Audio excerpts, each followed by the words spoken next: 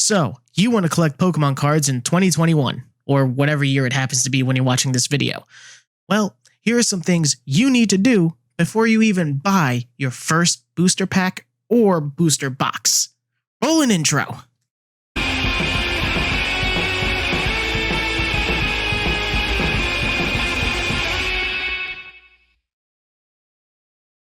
So, the reason I'm doing this video is I started Pokemon collecting in 2021.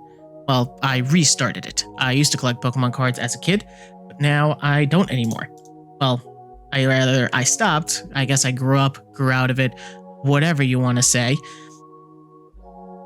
And I decided, you know what? After watching some YouTube videos, I want to collect them again. I don't really have a collection or any hobbies that involve collecting, and I figured, you know what? I like Pokemon. I'm an adult with a job and money. I'll go ahead and start collecting things. However, there were some things that I remembered from my childhood that may have changed a little bit, or maybe you want to start a Pokemon collection and you don't know where to even begin. So before you even spend money on any packs or boxes or anything like that, there are a few key items that you need before your first booster pack or box or whatever it is even arrives, before you even open one. Now, I'm going to talk about 3 things that I believe you need before you even get those. The first one is called, well, they have very different names, but protective sleeves. Now, these protector sleeves go for about, what, a couple bucks on Amazon, maybe $5-6. I personally got like a 5-pack. I think it was $15 in total. You can find these on Amazon. This is just one brand. There's a bunch of brands that sell protective sleeves. Hey, this is Vex from the editing room. Along with Amazon, you can find everything I mentioned in this video at your local hobby or card shop, not just online. All right, let's roll it back to the video. Go, past Vex! These for those really shiny, rare holographic cards. My personal rule is, if the card is shiny, it's going into one of these, just because I like the idea of that.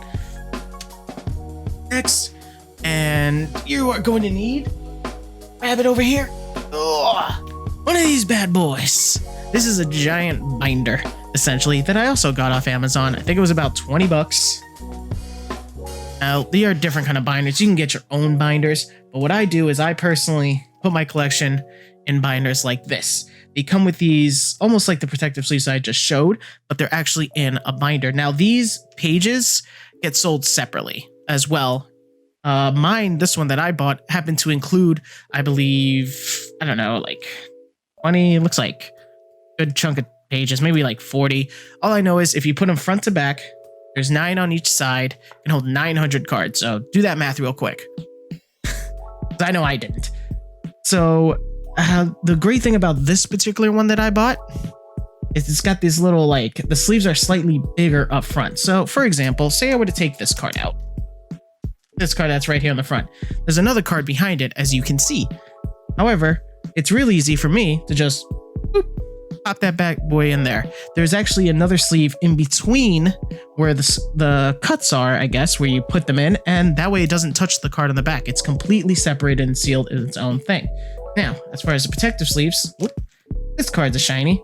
I decided to put it in its own little protective sleeve that you can see here. This is usually how something holographic or something shiny will fit in there. You can see the shine in there. That's just how I like to do it. And same thing, boop, I just slip that in there, right in there. So that's the second thing you'll need.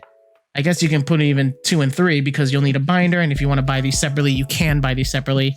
This is what they look like without anything in them. Just clip them on to a 3-ring binder. Boom, you're set to go. You can always buy these separately. You know, these separately if you want to add more to the binder. Now, the last thing I want to talk about that you'll most likely need, this one's a little optional. These are a couple of bonus ones that are a little bit optional. There's something called top loaders. Now, top loaders, I don't have any on me right now. They're all being used. Are basically like these, but instead of being a sleeve, they're hard. You'll hear, like, if you ever watch a YouTube video, you'll hear they make a sound like, you know, that is for the really, really rare cards, the ones that people really want to keep in good shape, and they top load them in, they put them in a protective sleeve, and they top load them in just for extra protection. Those are optional. You don't have to. If you're just looking to collect, I would just save the money, stake with the protector sleeves and a binder with some of those pages just to fill out the set. That's personally what I do. I just want to complete a set. The final optional thing is something that's been on the screen the entire time. A little mat. Now, some people decide to stream opening their cards or their booster boxes or their trainer sets or whatever they're called. And that's fine if you want to do that. I personally do as well over on Twitch. There's my self-plug, twitch.tv/VexxKing. And I got this little mat just to keep the cards away from dust. I keep this very clean. You know, I dust it almost every day, a little duster, make sure nothing spills on it, don't have anything on there. And it just adds a nice presentation to a stream. Or if you're just doing it on your own, you can just have a nice little place where this is my place where I open a pack and go through the cards. And that's pretty much going to do it for this video. I'm going to separate these into little series, into little parts, where we'll discuss other things, such as how to go about streaming opening a booster pack or a booster box, when you should spend that kind of money, around what prices you get for booster packs and boxes, what the difference is between packs and boxes, things like that.